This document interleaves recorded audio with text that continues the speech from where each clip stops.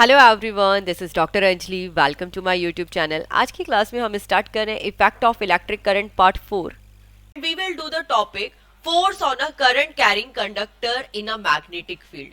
तो देखिए, हम आज की क्लास में क्या स्टडी करेंगे।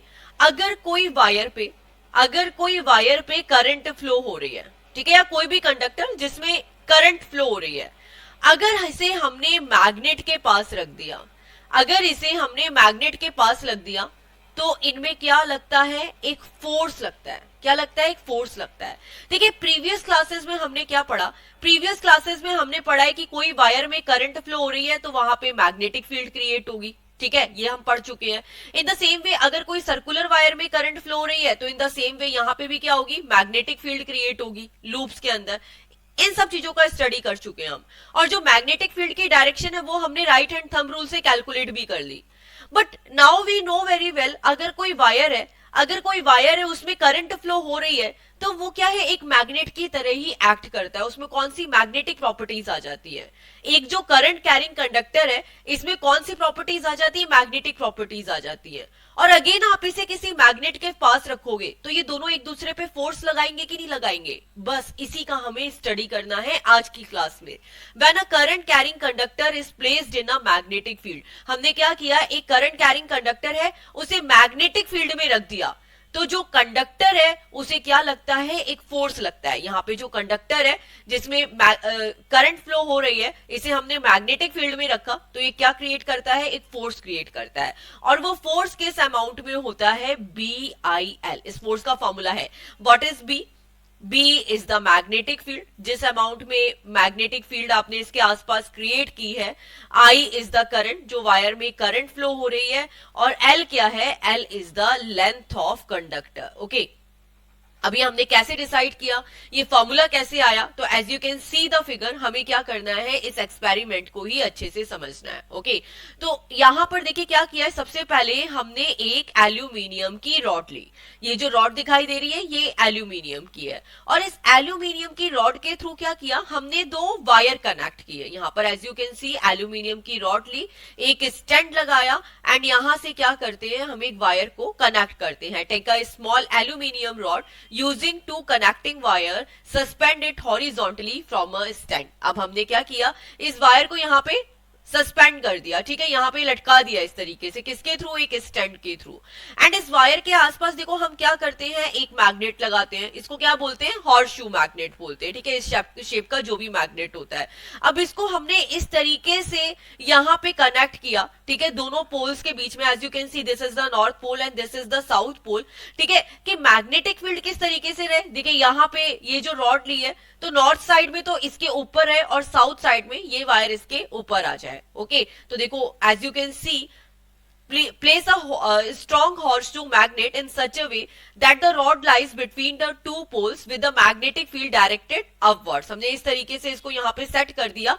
नॉर्थ पोल के लिए क्या कंडीशन है कि जो मैग्नेट है वो बिलो होना चाहिए और साउथ पोल के लिए क्या होना चाहिए, जो ये वर्टिकली अबव होना चाहिए एल्यूमिनियम रॉड के साथ। ठीक है, अब देखो यहाँ पर हमने ये जो रॉड ली है इसके सीरीज में कनेक्शन किस तरीके से कनेक्ट किए, इसमें की और रियोस्टेट के साथ हमने यहाँ पे इसको कनेक्ट कर दिया है एज यू कैन सी। ठीक है, इस स्टैंड के थ्रू अब हम क्या करेंगे, इस पे करंट पास करेंगे। जैसे ही हम इस पे करंट पास करते हैं तो बेटा हमने क्या फाइंड आउट किया, जैसे ही हमने करंट पास करी एल्यूमिनियम रॉड पे तो जो ये रॉड है ना बेटा, ये डिस्प्लेस हो जाती है। ये रॉड क्या होती है, डिस्प्लेस हो जाती है।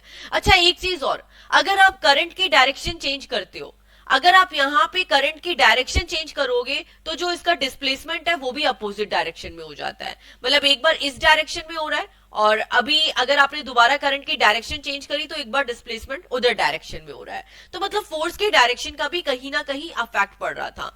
अभी जो हमने एक्सपेरिमेंट किया उससे हमने क्या कंक्लूजन निकाला, हमने ये कंक्लूजन निकाला कि बेटा जो भी एल्यूमिनियम रॉड है उस पर कोई ना कोई फोर्स लगता है जब भी हमने इसे मैग्नेटिक फील्ड पे रखा। तो ये रॉड ली है हमने, ये जो एल्यूमिनियम की रॉड ली है इसमें कहीं ना कहीं फोर्स क्रिएट हो रहा है।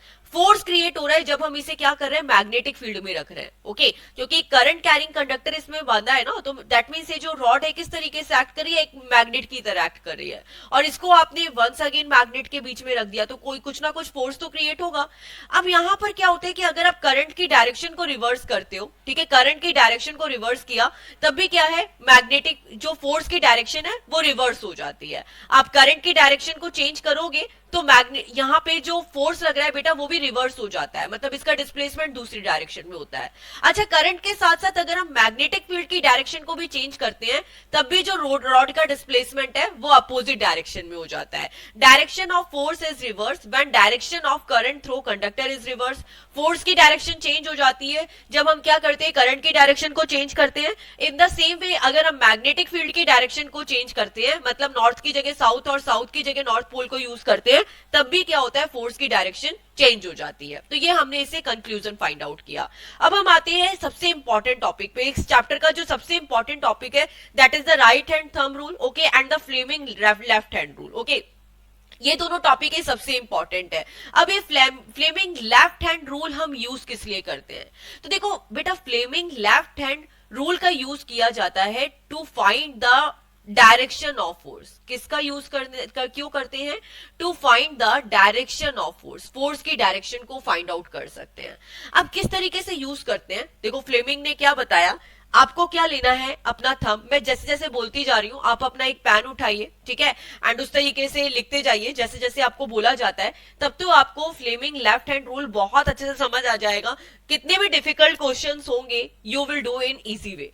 बस आपको 10 मिनट देने पड़ेंगे, 10 मिनट के अंदर ये टॉपिक मैं आपको बहुत अच्छे से समझा दूंगी। ओके, तो सबसे पहले देखिए यहां पर जैसे एक थंब पे लिखा है फोर्स, ओके, थंब पे क्या लिखा हमने, फोर्स लिखा।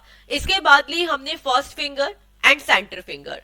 फर्स्ट फिंगर पे आपने लिखा बी, बी क्या है, मैग्नेटिक फील्ड है, और जो ये सेंटर फिंगर है इस पे लिखा है फोर्स, तो ये एज इट इज आपको लिखना है। ओके, अब आपको ये पता चल गया कि फ्लेमिंग लेफ्ट हैंड रूल का यूज करते हैं to find the direction of the force. सबसे पहले कौन से फोर्स की डायरेक्शन फाइंड आउट करने के लिए, तो देखिए बेटा, इलेक्ट्रिक फील्ड के थ्रू मैग्नेटिक फील्ड क्रिएट करते हैं, मैग्नेटिक फील्ड के थ्रू इलेक्ट्रिक फील्ड क्रिएट करते हैं, बट यहाँ पे जो मैग्नेटिक फील्ड के अंदर हम एक और मैग्नेटिक फील्ड को लेके आ गए, है ना, तो उससे क्या क्रिएट हो रहा है, फोर्स, बट वो फोर्स की डायरेक्शन कैसे लग रही है, इसको फाइंड आउट करेंगे हम फ्लेमिंग लेफ्ट हैंड रूल से।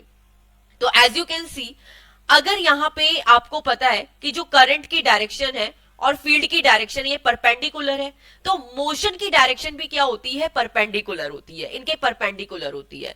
देखिए तीनों 90 डिग्री का एंगल बना रहे हैं, मैग्नेटिक फील्ड और करंट, इनमें भी 90 डिग्री का एंगल बन रहा है, ये जो फील्ड है और जो ये मोशन है इसमें भी 90 डिग्री का एंगल बन रहा है, और ये तीनों भी आपस में 90 डिग्री का एंगल बना रहे हैं। तो देखिए इसको बहुत इजी वे में कैसे समझना है, एक चीज होगी अपवर्ड, ठीक है, आपको देखना है कि अपवर्ड है या डाउनवर्ड है। ओके, द सेकेंड वन होगा लेफ्ट और राइट, एंड एक चीज होगी टूवर्ड्स टू यू और अवे फ्रॉम यू। ओके, अब किस तरीके से यहां पे 1 by 1 समझते हैं, क्लियर है। तो यहां पर आपने देखा कि आपने क्या लिखा है, सबसे पहले तो इसमें लिखा है करंट, जो ये मिडिल फिंगर है, ये जो मिडिल फिंगर है ये किसकी डायरेक्शन को शो करती है, करंट की डायरेक्शन को। ये जो आपकी फर्स्ट फिंगर है ये किसकी डायरेक्शन को शो करती है, फील्ड की डायरेक्शन को। और जो ये आपका थंब है ये किसकी डायरेक्शन को शो करता है, फोर्स की डायरेक्शन को, ठीक है। जो आपकी फर्स्ट फिंगर है ये मैग्नेटिक फील्ड की डायरेक्शन को शो करती है, आपकी सेंटर फिंगर है ये करंट की डायरेक्शन को शो करती है, और जो ये थंब है ये मोशन की डायरेक्शन को शो करता है। अब एक बार इसको रीड करते हैं, स्ट्रेच द लेफ्ट हैंड, आपको अपना कौन सा हैंड यूज करना है, लेफ्ट हैंड, क्यों, क्योंकि फ्लेमिंग ने लेफ्ट हैंड का यूज किया है यहाँ पे। Stretch the left hand such that the thumb, first finger and centre finger are mutually perpendicular to each other. तो थंब है, फर्स्ट फिंगर है, सेंटर फिंगर है, ये क्या होनी चाहिए, परपेंडिकुलर होनी चाहिए। तो देखिए किस तरीके से आपने देखा कि यहाँ पे जो ये फील्ड वाली लाइन है, करंट वाली लाइन है, तीनों की तीनों 90 डिग्री का एंगल बना रहे हैं। तो देखिए आप अपने फिंगर्स को किस तरीके से सेट करेंगे। अगर आपको यहाँ पे समझ नहीं आ रहा तो देखिए ये वाली इमेज देखिए, यहाँ यू कैन सी, यहाँ पर इस इमेज को थोड़ा ध्यान से देखिए, ये जो थंब है ये किसकी डायरेक्शन को शो कर रहा है, फोर्स की डायरेक्शन को। ये जो आपकी फर्स्ट फिंगर है ये किसको शो कर रही है, मैग्नेटिक फील्ड को, और जो ये आपकी थर्ड फिंगर है, सेंटर फिंगर है, ये क्या कर रही है, करंट को रिप्रेजेंट कर रही है। तो ये फोर्स हो गया यहाँ पे अपवर्ड इसके थ्रू, ठीक है। मैग्नेटिक फील्ड हो गई लेफ्ट डायरेक्शन में एज यू कैन सी। अब ये जो करंट है ये टुवर्ड्स टू यू है या अवे फ्रॉम यू है, तो that is towards to you. ये किधर है, टुवर्ड्स टू यू। तो एज इट इज अपना लेफ्ट उठाइए, आप हैंड उठाइए, फोर्स अपवर्ड डायरेक्शन में, बी लेफ्ट डायरेक्शन में, और जो ये करंट है that is towards to you, इसको आपको अपनी तरफ लेना है। अब आप चेक कीजिए कि जो ये दोनों के बीच में 90 डिग्री का एंगल बन रहा है, ठीक है, फोर्स में और बी के बीच में 90 डिग्री का एंगल बन गया, इन दोनों के बीच में भी 90 डिग्री का एंगल बन गया, क्योंकि ये लेफ्ट डायरेक्शन में और ये टुवर्ड्स टू यू है, आपकी तरफ है, इन दोनों के बीच में भी 90 डिग्री का एंगल बना, और इन दोनों के बीच में भी क्या बन रहा है, 90 डिग्री का एंगल बन रहा है। क्योंकि यहां पर देखो गैप थोड़ा सा ज्यादा हो गया, बट अगर आप अपने पास में लेके आओगे तो आप देखोगे कि इन दोनों के बीच में भी क्या बन रहा है, 90 डिग्री का एंगल बन रहा है। ओके, तो एज इट इज आपको अपनी पोजिशन चेंज करनी है, ठीक है, ऊपर नीचे करना है, and then direction find out करनी है। तो of course when we will do the numerical on it तो आपको अच्छे से समझ आ जाएगा। क्लियर कट है। तो देखिए, if the first finger point in the direction of magnetic field, जो आपकी फर्स्ट फिंगर है वो मैग्नेटिक फील्ड की डायरेक्शन को रिप्रेजेंट कर रही है, जो सेंटर फिंगर है वो आपकी करंट की डायरेक्शन को बता रही है, और जो थंब है वो किसकी डायरेक्शन को बता रहा है, फोर्स की डायरेक्शन को बता रहा है। ओके, तो बेटा आज की क्लास में हमने फ्लेमिंग लेफ्ट हैंड रूल को बहुत अच्छे से समझा है। प्रीवियस क्लासेस में हमने राइट हैंड थंब रूल के कंसेप्ट को भी समझा है।